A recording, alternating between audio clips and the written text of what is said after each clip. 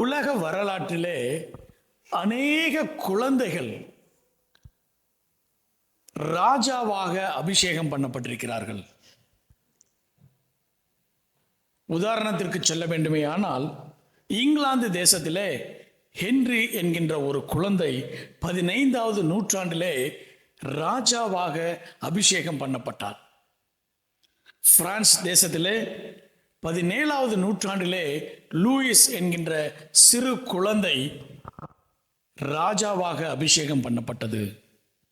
ரஷ்ய தேசத்திலே 16வது நூற்றாண்டிலே ஈவான் என்கின்ற ஒரு குழந்தை ராஜாவாக அபிஷேகம் பண்ணப்பட்டது.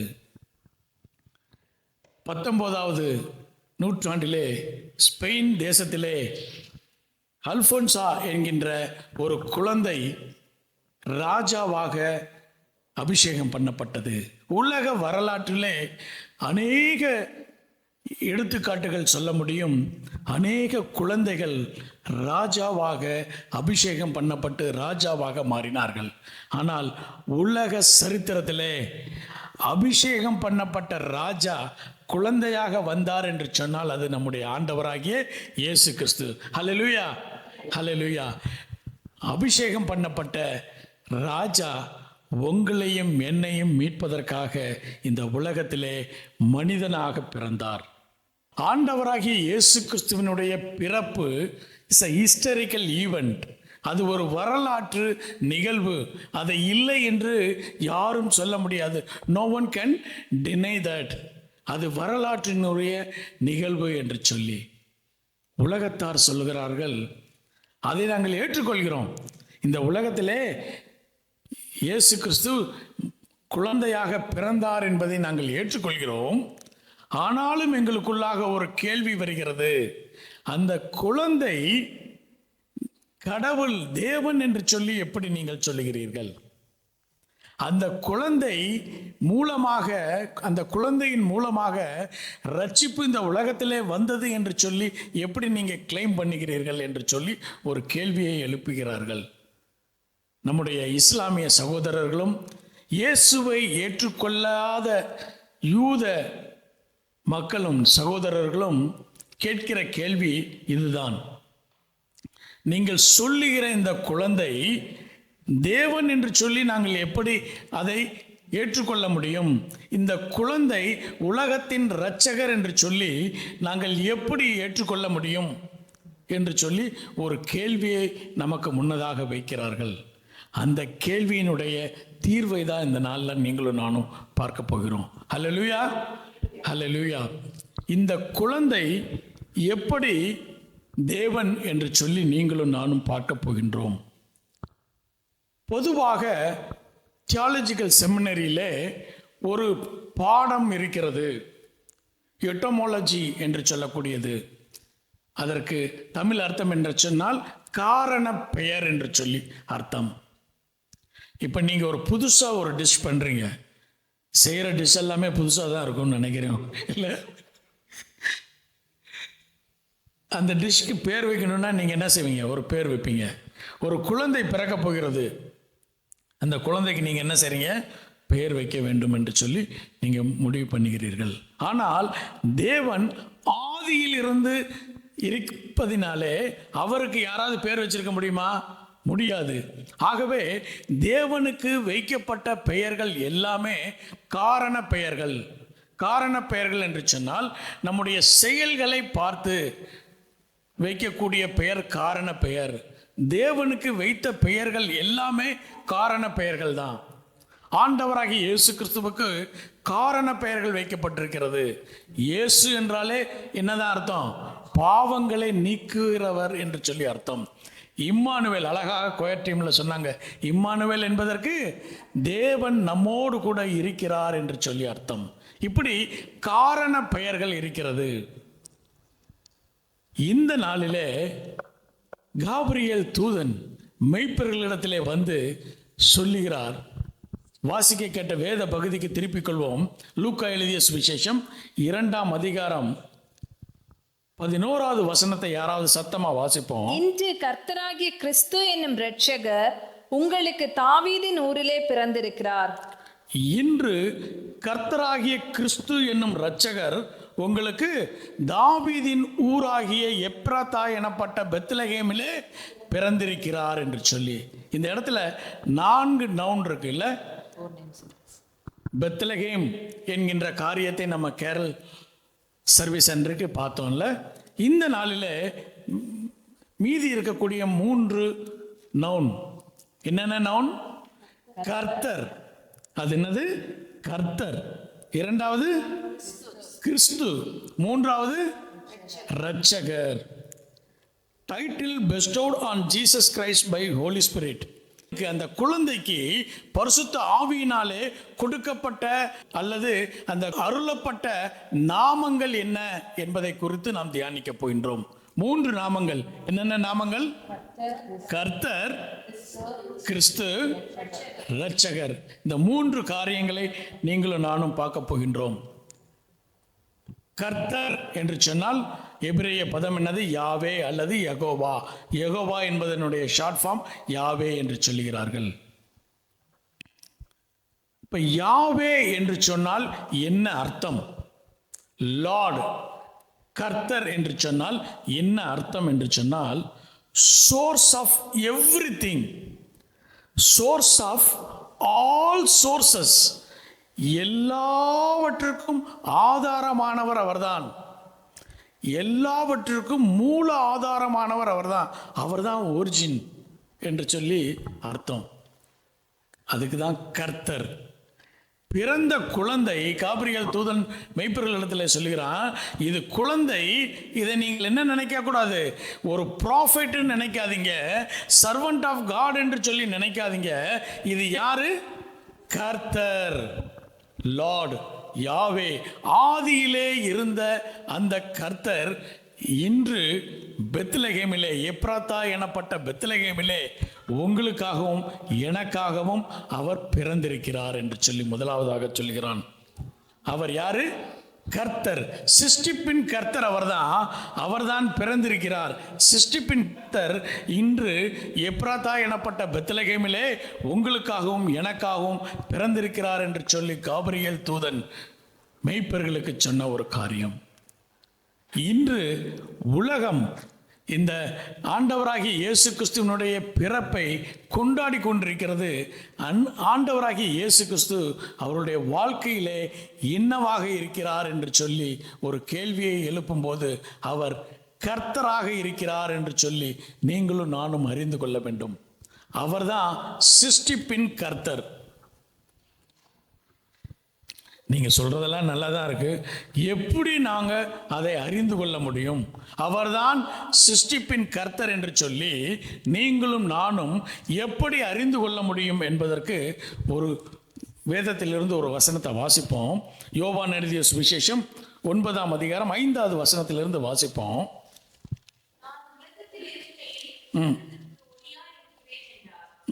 நான் உலகத்தில் இருக்கையில் உலகத்திற்கு ஒளியாய் இருக்கிறேன் என்றார். இவைகளை சொல்லி தரையிலே துப்பி உண்டாக்கி குருடனுடைய கண்களின் மேல் பூசி நீ போய் சீலோவாம் குளத்திலே கழுவு என்றார். சீலோவாம் என்பதற்கு அனுப்பப்பட்டவன் என்ற அர்த்தமாம். அப்படியே அவன் போய் கழுவி பார்வை அடைந்தவனாய் திரும்பி வந்தான். இந்த குருடன் யார் என்று சொன்னால் பிறவியிலே குருடனாக இருந்தவன். அவனுக்கு கண் என்கின்ற ஒரு பாகம் அவனுக்கு இல்லாமல் இருந்தது.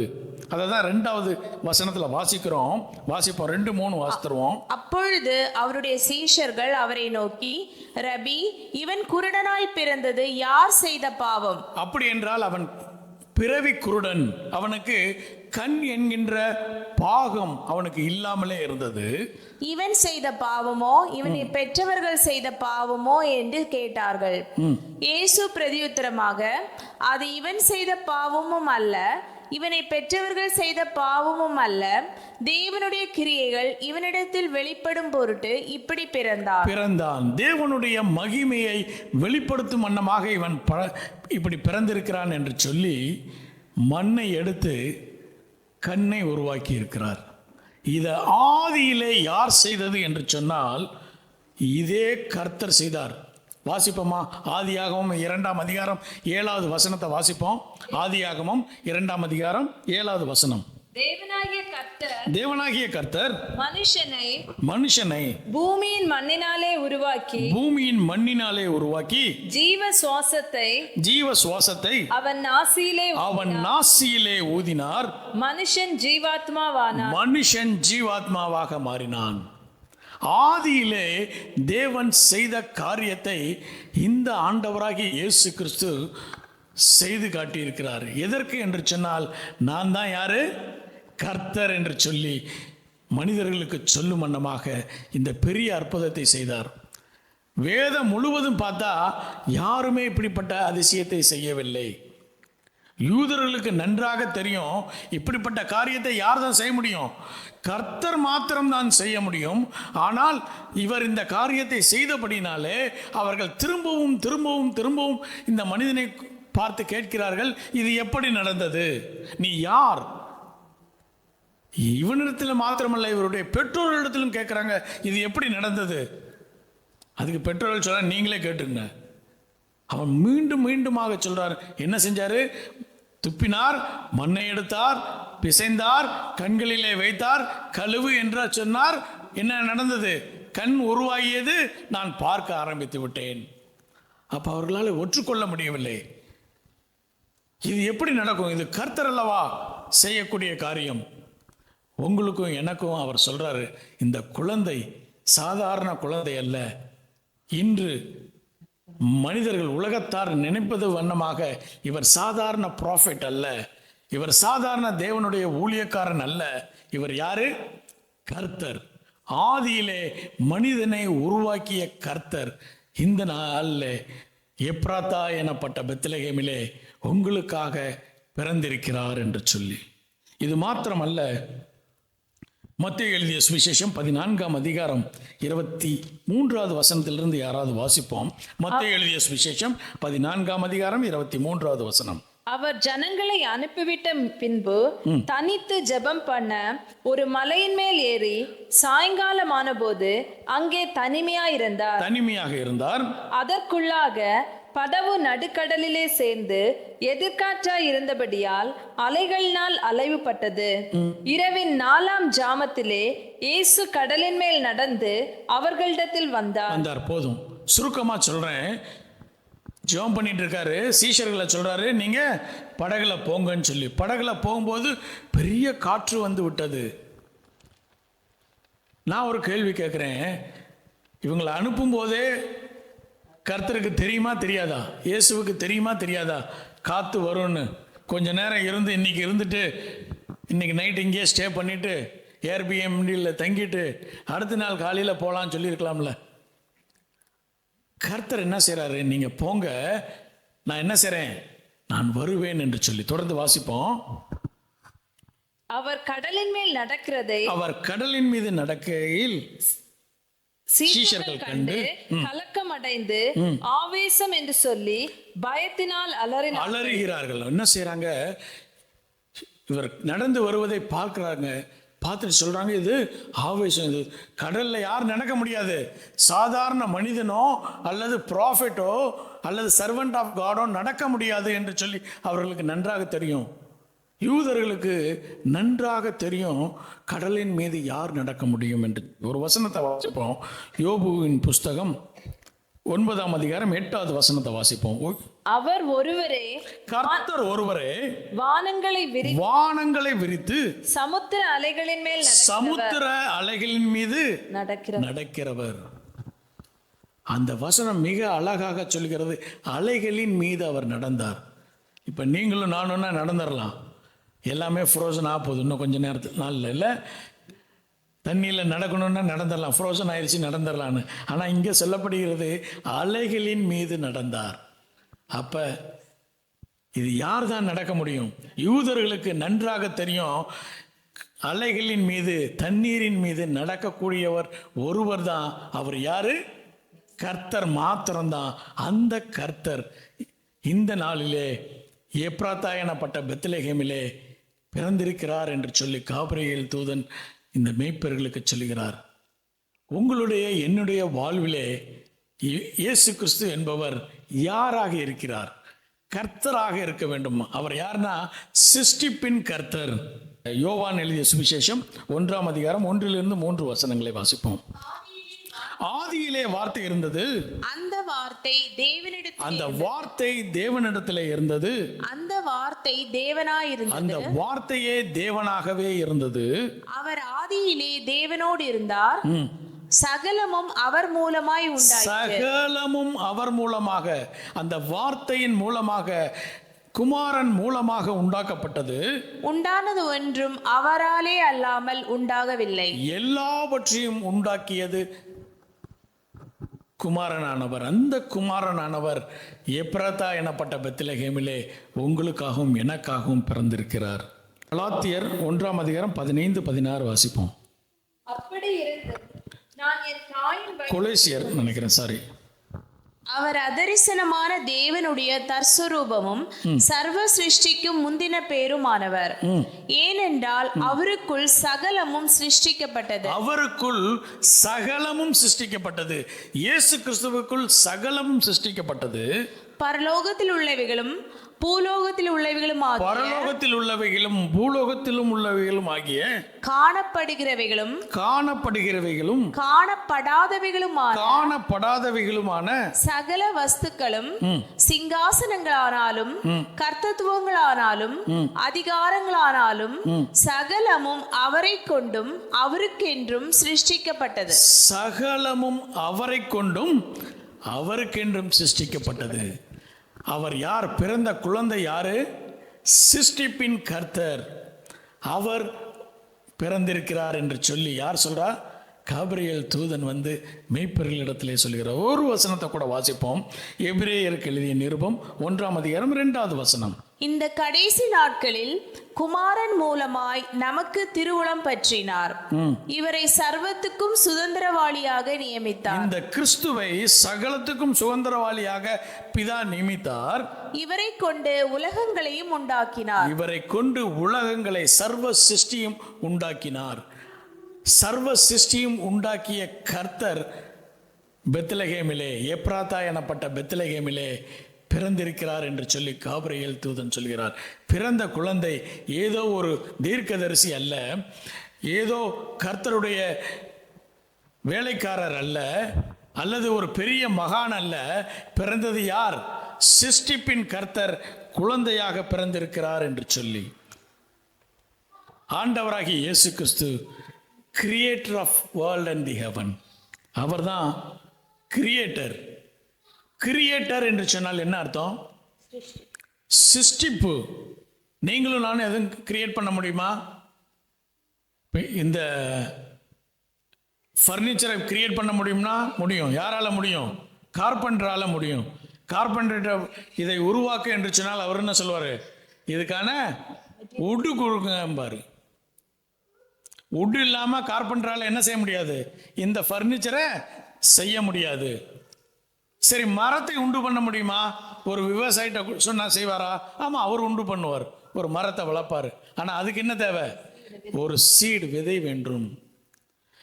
எதுவுமே இல்லாமல் எதையுமே உருவாக்கக்கூடிய சர்வ சிருஷ்டிப்பின் கர்த்தர் ஆண்டவராகிய இயேசு கிறிஸ்து, வார்த்தையாகிய இயேசு கிறிஸ்து. அவர் உங்களுக்காக எனக்காக எப்ராத்தா எனப்பட்ட பெத்லகேமிலே பிறந்திருக்கிறார். அதை தான் காபிரியேல் தூதன் முதலாவதாக சொல்றாரு. அவர் யாரு? கர்த்தர். உங்களுடைய என்னுடைய வாழ்விலே அவர் கர்த்தராக இருக்கிறார். எப்படி இருக்கிறாரு? கர்த்தர். அவர் சிருஷ்டிப்பின் கர்த்தர். சிருஷ்டிப்பின் கர்த்தர் என்று சொன்னா ஏதோ ஒரு இருக்கிற காரியத்தை மீண்டும் உருவாக்குவர் அல்ல, ஒன்றும் இல்லாமையிலிருந்து எல்லாவற்றையும் உருவாக்குகிற சிருஷ்டிப்பின் கர்த்தர் அவர். அவர் பெத்லகேமிலே உங்களுக்காகவும் எனக்காகவும் பிறந்திருக்கிறார் என்று சொல்லி காபிரியேல் தூதன் சொல்லுகிறார். ஒருவேளை உங்களுடைய என்னுடைய வாழ்விலே இயேசு கிறிஸ்துவை சிருஷ்டிப்பின் கர்த்தராக நீங்களும் நானும் ஏற்றுக்கொண்டிருக்கிறோமா? இல்லை ஏதோ ஒரு கடவுள், எத்தனையோ கடவுள்கள் இருக்கிறார்கள், அதிலே ஒருவர் என்று சொல்லி நீங்களும் நானும் நினைத்து கொண்டிருக்கிறோமா? அவர் சிருஷ்டிப்பின் கர்த்தர்.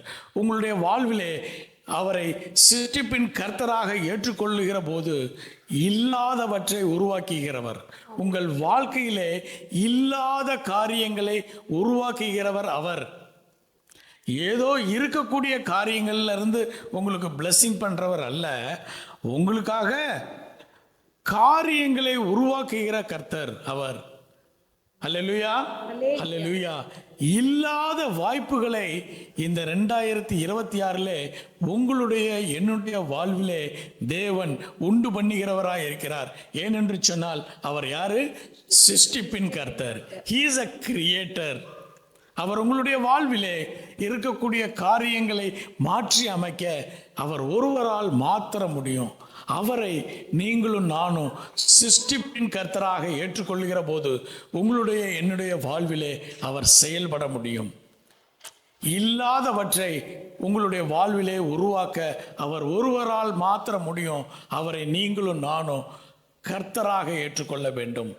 உலகத்தார் அவரை ஒரு ப்ராஃபிட்டாக, ஒரு தீர்க்கதரிசியாக, ஒரு மகானாக அல்லது அவர் ஒரு தேவ ஊழியராக பார்த்து கொண்டிருக்கின்ற போது நீங்களும் நானும் அவரை சர்வ வல்லமையுள்ள சிருஷ்டிப்பின் கர்த்தராக பார்க்கின்ற போது அவர் உங்களுடைய என்னுடைய வாழ்விலே இல்லாத காரியங்களை உருவாக்குகிறவர். ஏனென்று சொன்னால் இல்லாத உறுப்புகளை உருவாக்குகிறவர் அவர். இல்லாத ஆசீர்வாதங்களை உங்களுடைய வாழ்விலே உருவாக்குகிறவர் அவர். இல்லாத ஆசீர்வாதங்களை இதற்கு சாத்தியமில்லை என்று சொல்லி உலகத்தார் சொல்லுகிற போது அதை அசாத்தியங்களை சாத்தியமாக்குகிற கர்த்தர் அவர். ஹல்லேலூயா, ஹல்லேலூயா. இதை நீங்களும் நானும் ஏற்றுக்கொள்கிற போது அவர் உங்களுடைய வாழ்விலும் என்னுடைய வாழ்விலும் சிருஷ்டிப்பின் கர்த்தராக இருக்கிறார். அதை தான் காபிரியேல் தூதன் சொல்கிறாரு, இன்று கர்த்தராகிய குழந்தை பிறந்திருக்கிறது என்று சொல்லி. இரண்டாவதாக என்ன சொல்லியிருக்கிறது? கிறிஸ்து. ஆங்கிலத்திலே கிரைஸ்ட், தமிழிலே கிறிஸ்து, கிரேக்க பதத்திலே கிறிஸ்டோஸ் என்று சொல்லுகிறார்கள். கிறிஸ்டோஸ். எபிரேய பாஷையிலே மேசியா, மேசியா, மேசியா பிறந்திருக்கிறார். அந்த மெய்ப்பர்களுக்கு தூதனானவன் சொல்றார், பிறந்தவர் சாதாரண குழந்தை அல்ல, அவர் கர்த்தர். அது மாத்திரமல்ல, நீங்கள் எதிர்பார்த்திருக்கக்கூடிய மேசியா பிறந்திருக்கிறார். எங்க பிறந்திருக்கிறார்? எப்ராத்தா எனப்பட்ட பெத்லகேமிலே, தாவீதின் ஊரிலே பிறந்திருக்கிறார். பிறந்தவர் யார் என்று சொன்னால் அவர் கிறிஸ்து, அவர் மேசியா, கிறிஸ்டோஸ் என்று சொல்லப்பட்டிருக்கிறது. இந்த யூதர்கள் ஒரு மேசியாவை எதிர்கொண்டு இருக்கிறார்கள். இந்த மேசியா வருவார், அவர் சகல பிரச்சனைக்கும் ஒரு தீர்வை உண்டு பண்ணுகிற ஒரு நபரை இந்த யூதர்கள் எதிர்பார்த்து கொண்டிருந்தார்கள். அந்த குழந்தை இப்போது பிறந்திருக்கிறது. சகலத்திற்கும் தீர்வு இந்த குழந்தையால் மாத்திரம் கொடுக்க முடியும். எப்படிப்பட்ட தீர்வு தர முடியும்? எல்லாவற்றிற்கும், உலகத்தின் தேவைகளுக்கு இயேசு தீர்வை தர முடியும். சரீரப்பிரகாரமான பிரச்சனைக்கு யார் தீர்வு தர முடியும்? இயேசு தீர்வை தர முடியும். எங்களுடைய பாவங்களுக்கும் இந்த மேசியா தீர்வை தர முடியும். எல்லாவற்றுக்கும் தீர்வை தர வேண்டியது யார் என்று சொன்னால் இந்த மேசியா. மேசியா என்று சொன்னால் என்ன அர்த்தம்? அனாயிண்டட் ஒன், அபிஷேகம் பண்ணப்பட்டவர். நமக்கு தெரியும், நம்முடைய பிரைம் மினிஸ்டர் யார பதவி பிரமாணம் எடுத்து கொடுப்பா? பிரசிடென்ட் வந்து சொல்லுவார், அவருக்கு பதவி பிரமாணம் எடுத்து கொடுப்பார்.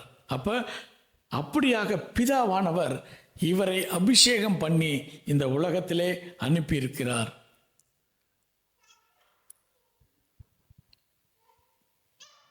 கிரேக்க பதத்திலே இதற்கு கிறிஸ்டோஸ் என்று சொல்கிறார்கள். அதில் ஸ்லைடில் இருக்கும்னு நினைக்கிறேன். அதுக்கு முதல் லெட்டர் என்ன இருக்கும்? எக்ஸ் என்று சொல்லி இருக்கும், இல்லை? எக்ஸ் என்று சொல்லி இருக்கும். பொதுவாக கிரேக்கர்களாகட்டும் ரோமர்களாகட்டும் ஒரு வார்த்தையை முதல் லெட்டரில் அவங்க ரெப்ரசன்ட் பண்ணுவாங்க. அதுதான் எக்ஸ்.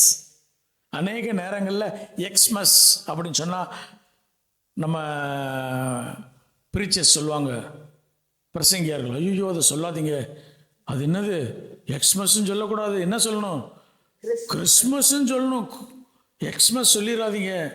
அவர்களுக்கு வரலாறு தெரியாது. அவங்க பிரசங்கியார் இல்லை, அதிக பிரசங்கியார். எக்ஸ் என்பது எதை அடையாளப்படுத்துகிறது? கிறிஸ்டோஸை அடையாளப்படுத்துகிறது. எக்ஸ் மஸ் என்று சொல்லி அந்த கிறிஸ்து இவர். இந்த கிறிஸ்து எல்லாவற்றிற்கும் அவர் ஒரு தீர்வை தருகிறார். சரி, சொல்றதெல்லாம் கேட்கறதுக்கு நல்லா தான் இருக்கு. இவர் தான் மேசியா என்பதற்கு என்ன அடையாளம்? யூதர்கள் கேட்பாங்கல்ல ஒரு கேள்வி, இவர் தான் மேசியானா என்ன அர்த்தம்? எப்படிங்க நீங்க சொல்றீங்க?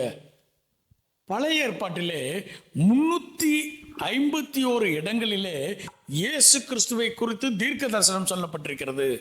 அதிலே 44 தீர்க்க தரிசனங்கள் இவர்தான் மேசியா என்று சொல்லி அடையாளப்படுத்தப்பட்டிருக்கிறது.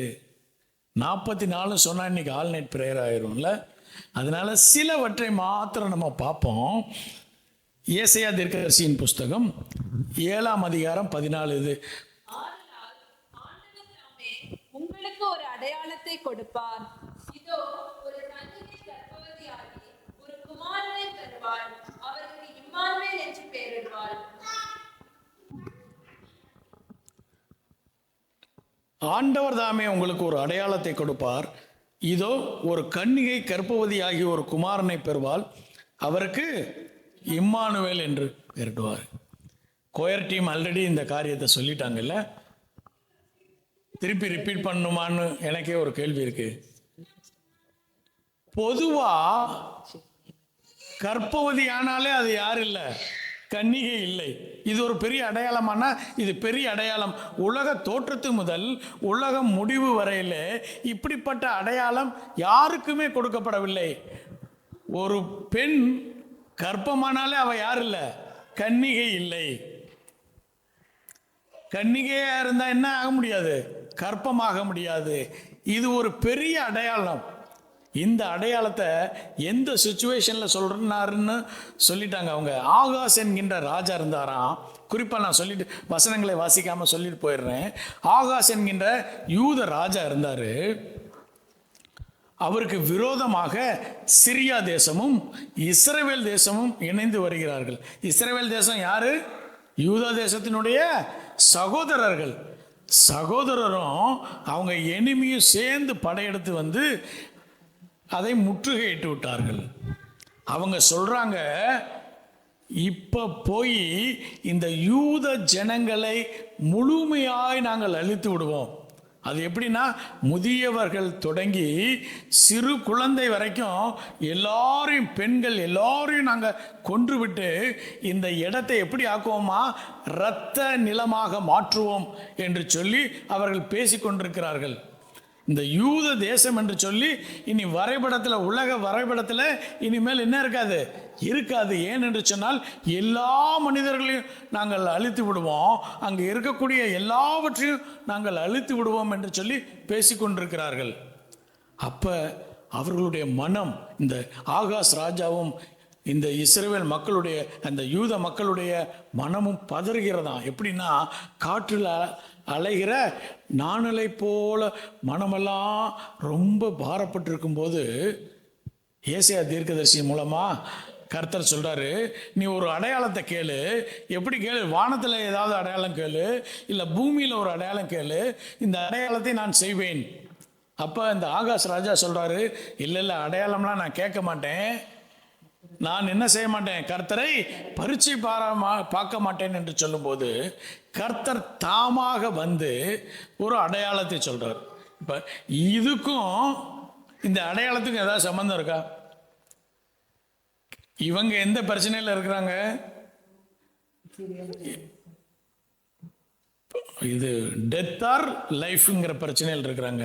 இப்போ உயிரோட கூட இருக்க முடியுமா அல்லது சாவான் காத்துக்கிட்டு இருக்காங்க. இவருக்கு ஒரு அடையாளம் கொடுக்கப்படுகிறது. எப்போ? ஒரு கன்னிகை கர்ப்பவதி ஆகி ஒரு குமாரனை பெறுவாள். Okay, Emmanuel. அப்போ நமக்கு மேலோட்டமாக பார்த்தா புரியாது, ஆழமாக பார்க்க வேண்டும். எல்லாரும் சொல்றாங்க இது அழிந்து விடும், இந்த இனமே இல்லாமல் அழித்து விடுவோம், இந்த இடம் பூரா அழித்து விடுவோம் என்று சொல்லும்போது இவங்கெல்லாம் சொல்லிட்டு போட்டோம், வரக்கூடிய நாட்களில் ஒரு காரியத்தை செய்வேன், உங்கள் ஜனத்திலிருந்து ஒரு கன்னிகை கர்ப்பவதியாகி ஒரு குமாரனை பெறுவாள், அவள் என்ன செய்வா, அந்த குழந்தை இந்த உலகம் முழுவதுக்கும் ரட்சிப்பை ஏற்படுத்தும் என்று சொல்லி வரக்கூடிய நாட்கள் நீங்கள் அழிந்து போவேன் என்று சொல்லி நீங்களும் நானும் நினைத்து கொண்டிருக்கிறீங்க. அப்படி நீங்கள் அழிய மாட்டீங்க. வரக்கூடிய நாட்களில் இந்த உலகத்தையே ரட்சிப்பதற்கு உங்களிலிருந்து ஒரு குழந்தையை நான் உண்டு பண்ணுவேன் என்று சொல்லி ஒரு தீர்க்கதரிசனம் சொல்றாரு. உங்களுடைய சந்ததி அழிந்து போவதில்லை. பல நேரங்களில் உங்களை அழிக்க வேண்டும் என்று சொல்லி அநேக மக்கள் நினைத்து கொண்டிருக்கலாம். அந்த கிறிஸ்து உங்களோடு கூட இருந்தால் உங்களுடைய வாழ்வை யாராலும் அழித்து விட முடியாது. யார் அழிக்கிறேன்னு சொல்றா? இவர்களுக்கு விரோதமாக இருந்த சிறியர்கள் மாத்திரம் அல்ல, இவர்களுடைய சொந்த சகோதரன் சொல்றாங்க இவர்களை அழிக்க வேண்டும் என்று சொல்லி. கர்த்தர் சொல்றாரு, உன்னை அழிக்க அவர்களுக்கு முடியாது, நான் காரியங்களை செய்வேன். அநேக நேரங்களில் உங்களுடைய குடும்பத்தின் ஆட்கள் சொல்லுவாங்க இவங்கெல்லாம் அழிஞ்சு போகணுன்னு. ஆனால் கர்த்தர் சொல்றாரு, உன்னுடைய சந்ததியை என்னுடைய வருகிற நாள் வரைக்கும் நான் இந்த பூமியிலே வைத்திருப்பேன். உங்களுடைய சந்ததியை அழிக்க யாராலும் முடியாது. ஏனென்று சொன்னால் அவர் யாரு? மேசியா, கிறிஸ்து அவர்தான். சரி, இன்னொரு வசனத்தை வாசிப்போம். அவர் இந்த குழந்தையாக பிறந்திருக்கிறார் இல்லையா, அவர் ரட்சிப்பை ஏற்படுத்துவார் இல்லையா, அவருடைய ராஜ்யம் எப்படி இருக்கும் என்று சொல்லி ஒரு தீர்க்க தரிசனம் சொல்லப்பட்டிருக்கிறது. 2 சாமுவேல் 7:12 வசனத்தை வாசிப்போம். உன் நாட்கள் நிறைவேறி நீ உன் பிதாக்களோட நித்திரை பண்ணும் போது நான் உனக்கு பின்பு உன் கர்ப்ப பிறப்பாகிய உன் சந்ததியை எழும்ப பண்ணி அவன் ராஜ்யத்தை நிலைப்படுத்துவேன். அவன் என் நாமத்துக்கென்று ஒரு ஆலயத்தை கட்டுவான். அவன் ராஜ்யபாரத்தின் சிங்காசனத்தை என்றென்றைக்கும் நிலைக்க பண்ணுவேன். இந்த நாளில் அநேக ராஜ்யங்கள், சாம்ராஜ்யங்கள் இந்த உலகத்திலே, உலக வரலாற்றிலே வந்திருக்கிறது. எல்லா ராஜ்யங்களுக்கும் என்ன வந்திருக்கு? ஒரு முடிவு வந்திருக்கு. ஆனால் இங்கே சொல்லப்பட்டிருக்கிறது, ஆண்டவராகிய இயேசு கிறிஸ்துவினுடைய ராஜ்யத்திற்கு முடிவே இல்லை. 2வது அடையாளம் கொடுக்கப்பட்டிருக்கிறது, இயேசு கிறிஸ்துவின் ராஜ்யம் என்றென்றைக்கும் நிலைத்திருக்கிறது என்று சொல்லி. அவர் கன்னிகையின் வயிற்றிலே அவர் பிறப்பார். 2வது அவருடைய ராஜ்யம் ஒருபோதும் முடிவதில்லை என்று சொல்லி ஒரு வசனத்தை வாசிப்போம். மத்தேயு எழுதிய சுவிசேஷம் 11:1-6 வசனங்களை வாசிப்போம். இயேசு தம்முடைய 12 சீஷர்களுக்கும் கட்டளை கொடுத்து முடித்த பின்பு அவர்களுடைய பட்டணங்களில் உபதேசிக்கவும் பிரசங்கிக்கவும் அவ்விடம் விட்டு போனார். அத்தருணத்தில் காவலில் இருந்த யோவான் கிறிஸ்துவின் கிரியைகளை குறித்து கேள்விப்பட்டு தன் சீஷரில் 2 பேரை அழைத்து, வருகிறவர் நீர்தானா அல்லது வேறொருவர் வர காத்திருக்க வேண்டுமா என்று அவரிடத்தில் கேட்கும்படி அனுப்பினார். போதும். யார் அனுப்புனாங்க? யோவான் ஸ்நானகன். அவர் தான் என்ன சொல்றாரு? உலகத்தை பாவத்தை சுமந்து தீர்க்கிற தேவ ஆட்டுக்குட்டி இவர் என்று சொன்னார். இப்போ அவருக்கு என்ன வந்துருச்சு? டவுட் வந்துருச்சு. வருகிறவர் நீர்தானா வேறொருவர் வர காத்திருக்க வேண்டுமா என்று சொல்லி டவுட் வந்துருச்சு. அப்போ ஆண்டவராகிய இயேசு கிறிஸ்து என்ன சொன்னார்னு பார்ப்போம், வாசிப்போம் தொடர்ந்து. இயேசு அவர்களுக்கு பிரதியுத்தரமாக, நீங்கள் கேட்கிறதையும் காண்கிறதையும் போய் யோவான் ஸ்நானகனிடத்தில் சொல்லுங்கள். என்ன கேட்கிறாங்க, என்ன பார்க்கறாங்க? தொடர்ந்து வாசிப்போம். குருடர் பார்வையடைகிறார்கள், சப்பானிகள் நடக்கிறார்கள், குஷ்ட ரோகிகள் சுத்தமாகிறார்கள், செவிடர் கேட்கிறார்கள், மரித்தோர் எழுந்திருக்கிறார்கள், தரித்திரருக்கு சுவிசேஷம் பிரசங்கிக்கப்படுகிறது. தரித்திரர்களுக்கு சுவிசேஷம் அறிவிக்கப்படுகிறது. இந்த காரியங்கள் எல்லாம் பார்க்கறல, நீ போய் யோவான் ஸ்நானகனிடத்துல போய் இதை சொல்லு என்று சொல்லி. ஏன்னா ஏசாயா தீர்க்கதரிசி அவர் மேசியா வந்து என்ன காரியத்தை செய்வார் என்று சொல்லியிருக்கிறார்.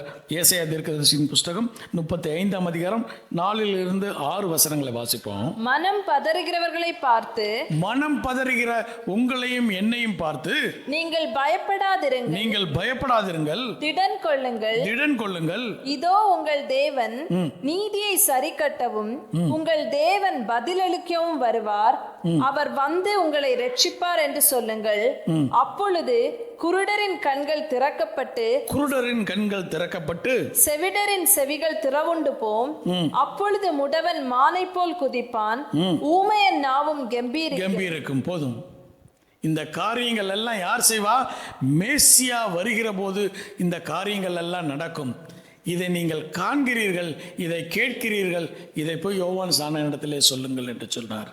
அந்த மேசியா இந்த குழந்தை, அவர் கர்த்தர், சிருஷ்டிப்பின் கர்த்தர் மாத்திரமல்ல, அவர்தான் மேசியா.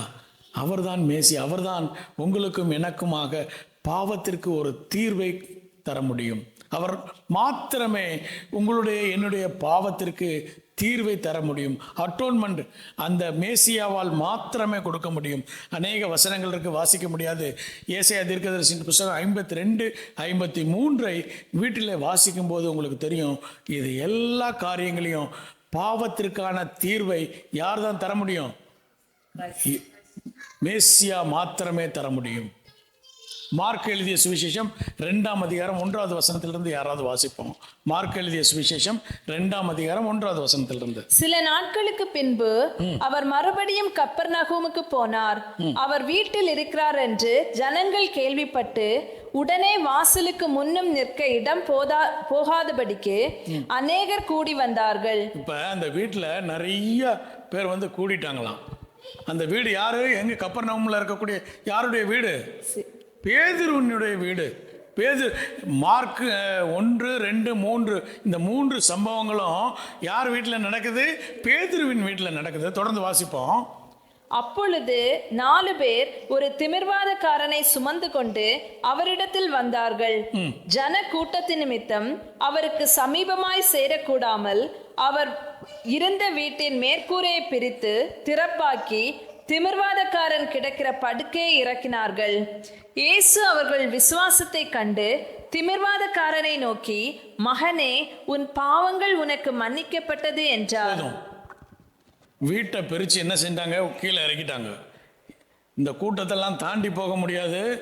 இதுக்கு ஈஸியஸ்ட் வே என்னது? மேலே இருக்க கூரையை மட்டும் பிரிச்சுருவோம். என்ன செலவாதோ அதை பேதுருட்ட கொடுத்துடலாம், நம்ம பீட்டர்கிட்ட கொடுத்துடலாம். அப்புறமா இன்னைக்கு இன்னும் 2 நாள் மழை பெய்யாது, எப்படியும் உள்ளே இறக்கிட்டாங்க. இறக்கணுன்னு ஆண்டவராக இயேசு கிறிஸ்து அங்கே போதனை செஞ்சுட்டு இருக்கிறார். மேலேருந்து யார் இறங்குறா? அவனை பார்த்துட்டு, அவனுடைய விசுவாசத்தை பார்த்துட்டு சொல்கிறாரு, உன்னுடைய பாவங்கள் மன்னிக்கப்பட்டது, எழுந்து போ. இதை பார்த்தோன்னே அங்கே இருந்த வேத பரிசேயர்களுக்கெல்லாம் ஒரே கோபம். இவர் பாவத்தை எப்படிப்பா மன்னிக்க முடியும்? இவருக்கு எந்த அதிகாரம் இருக்காது. பாவத்தை மன்னிக்கணும்னா என்ன செய்யணும்? பலிகளை எடுத்துகிட்டு போகணும். போய் எங்கே கொண்டு போகணும்? தேவாலயத்தில் போகணும். உடனே போய் நம்ம ஆலயம் மாதிரி இல்லை, திறந்திருக்கு டப்பக்குன்னு உள்ளே வந்துடுறதுக்கு. அங்கே என்ன செய்யணும்? முதல்ல கோத்திரமாய், குடும்பமாய் எப்போ நியமிக்கப்படுகிறதோ அந்த நாளில் தான் நீங்கள் பலி செலுத்த முடியும். அதுவும் அந்த பலி என்ன செய்யணும்? முதல்ல இருந்து எல்லா பலியும் செலுத்தி தான் கடைசியாக பாவ மன்னிப்பு பெற முடியும். இவர் என்ன சொல்கிறாரு? டைரெக்டாக என்ன சொல்கிறாரு? பாவத்தை மன்னிக்க முடியும். மனுஷகுமாரனுக்கு இந்த உலகத்திலே பாவத்தை மன்னிக்க முடியும். அந்த வசனம் வாசிப்போமா? அதே அதிகாரத்தில் ஸ்லைடில் இல்லைன்னு நினைக்கிறேன். மார்க் 2ஆம் அதிகாரம் 11 நினைக்கிறேன். பூமியிலே பாவங்களை மன்னிக்க என்ன? எந்த வசனம்? 10. ஓகே. பூமியிலே பாவங்களை மன்னிக்க மனுஷகுமாரனுக்கு அதிகாரம் உண்டு. மேசியாவுக்கு அதிகாரம் உண்டு. மனுஷகுமாரனாகிய நான், மேசியாவாகிய நான், எனக்கு என்ன இருக்கு? அதிகாரம் இருக்கிறது பாவங்களை மன்னிக்க. தொடர்ந்து வாசிப்போம். பூமியிலே பாவங்களை மன்னிக்க மனுஷகுமாரனுக்கு அதிகாரம் உண்டென்பதை நீங்கள் அறிய வேண்டும் என்று சொல்லி திமிர்வாதக்காரனை நோக்கி, நீ எழுந்து உன் படுக்கையை எடுத்துக்கொண்டு உன் வீட்டுக்கு போ என்று உனக்கு சொல்லுகிறேன் என்றார். உடனே அவன் எழுந்து தன் படுக்கையை எடுத்துக்கொண்டு எல்லாருக்கும் முன்பாக போனான். இந்த போதும், இந்த சுகவீனம் எதனால் வந்தது? பாவத்தினாலே வந்தது. அதை கண்ட மேசியா அந்த பாவத்தை மன்னிக்கிறாரு. பாவம் மன்னிக்கப்பட்ட உடனே அவர் என்ன செய்றாரு? எழுந்து நடக்க ஆரம்பித்து விட்டார். என்ன செய்றார்னா, ஆண்டவராகிய இயேசு கிறிஸ்து தன் ஜனங்களுக்கும் சீஷர்களுக்கும் சொல்றாரு, எப்பா நான் தான் யாரு? மேசியா நான் தான் என்று சொல்லி அநேக இடங்களிலே ஆண்டவராகிய இயேசு கிறிஸ்து தன்னுடைய தன்மையை, தன்னுடைய தான் யார் என்பதை அவர் காட்டுகிறார். முதலாவதாக அந்த மெய்ப்பர்களிடத்திலே சொல்லும்போது அவர் யார் என்று சொல்கிறார்? கர்த்தர் என்று சொல்கிறார். இரண்டாவது அவர் மேசியா என்று சொல்கிறார். ஏனென்று சொன்னால் பிறந்த குழந்தை யார் என்பதை முதலாவது சொல்லுகிறது. இரண்டாவது அந்த குழந்தை இந்த உலகத்திலே ஏன் பிறந்தது என்பதற்கு அது மேசியா என்று சொல்லுகிறது. மூன்றாவதாக அந்த குழந்தை உங்களுடைய என்னுடைய வாழ்விலே என்ன செய்ய போகிறது என்பதை சொல்வதற்காகத்தான் சொல்லுகிறாரு. அவர் யாரு? இரட்சகர். ஆங்கிலத்தில் என்னது? சேவியர். அவர் மாத்திரம்தான் உங்களுக்கும் என்னையும் ரட்சிக்க முடியும் என்று சொல்லி தேவதூதன் அந்த மெய்ப்பர்களுக்கு சொல்கிறார். ஒரு வசனத்தை கூட வாசிப்போம்.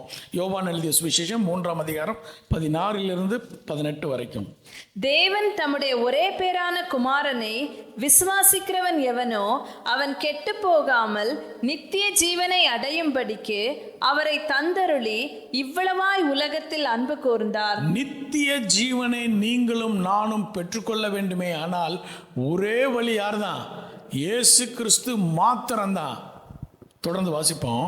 உலகத்தை ஆக்கினைக்குள்ளாக தீர்க்கும்படி தேவன் தம்முடைய குமாரனை உலகத்தில் அனுப்பாமல் அவராலே உலகம் ரட்சிக்கப்படுவதற்காகவே அவரை அனுப்பினார்.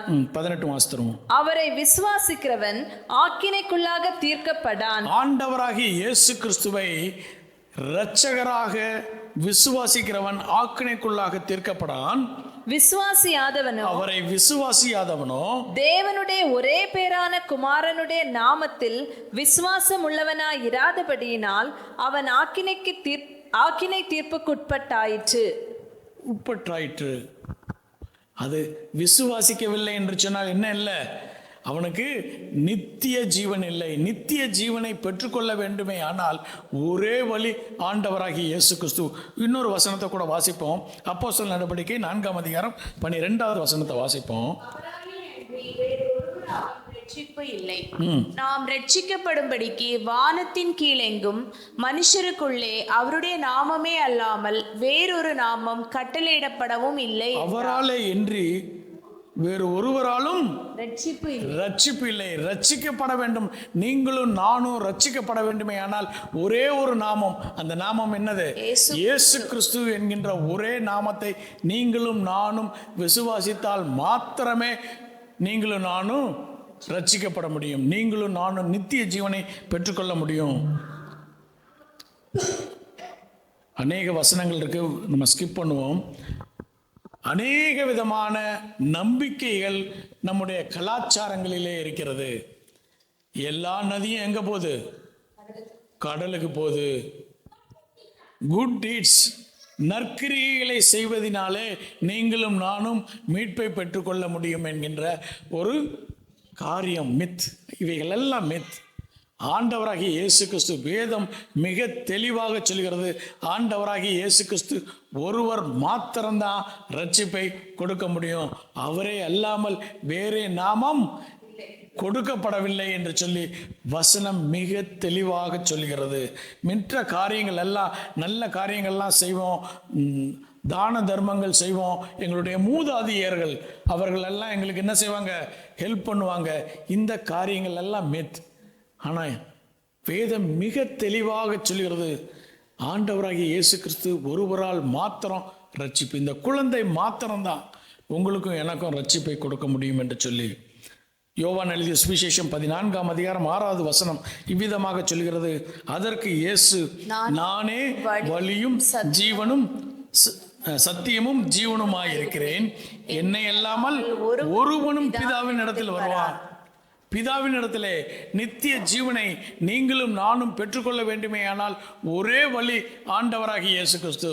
நீங்கள் அக்செப்ட் பண்ணாலும் சரி, அக்செப்ட் பண்ணாட்டியும் சரி, அவர் ஒருவர் மாத்திரம்தான் வழி என்று சொல்லி தேவதூதன் சொல்லுகிறான். அவர் மாத்திரம்தான் இரட்சகர். இந்த குழந்தை, பிறந்த குழந்தை மாத்திரம்தான் இரட்சகர் என்று சொல்லி யோவான் எழுதிய சுவிசேஷம் 10ஆம் அதிகாரம் 9வது வசனம் வாசிப்போம். நானே வாசல், என் வழியாய் ஒருவன் உட்பிரவேசித்தால் அவன் ரட்சிக்கப்படுவான்.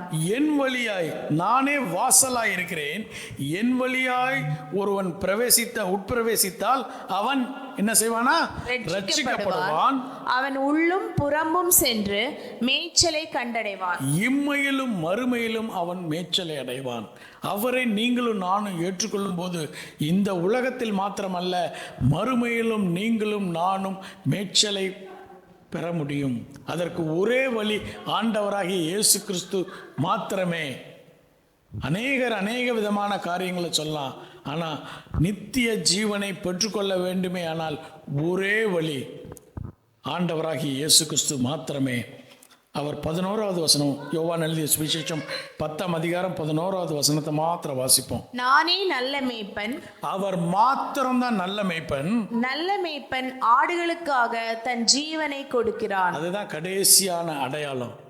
தன் ஆடுகளுக்காக என்ன செய்றாரு? தன் ஜீவனை கொடுக்கிறார்.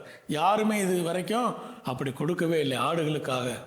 இன்னைக்கு திருச்சபைகளில் போனால் போதகர் என்ன சொல்வார்? நீங்கள்லாம் யாரு? என்னுடைய மந்தை. நான் யாரு? நான் மேய்ப்பேன் என்பார். மேய்ப்பன் அவர் கிடையவே கிடையாது. மெய்ப்பன் யாருன்னா இயேசு கிறிஸ்து மாத்திரம்தான். ஒருவேளை இயேசு கிறிஸ்து மாத்திரம்தான் நல்ல மெய்ப்பன். அப்போ இவர் மெய்ப்பன்னா என்ன மெய்ப்பன் ஆகிடுவார்? கெட்ட மெய்ப்பன் ஆகிடுவார்.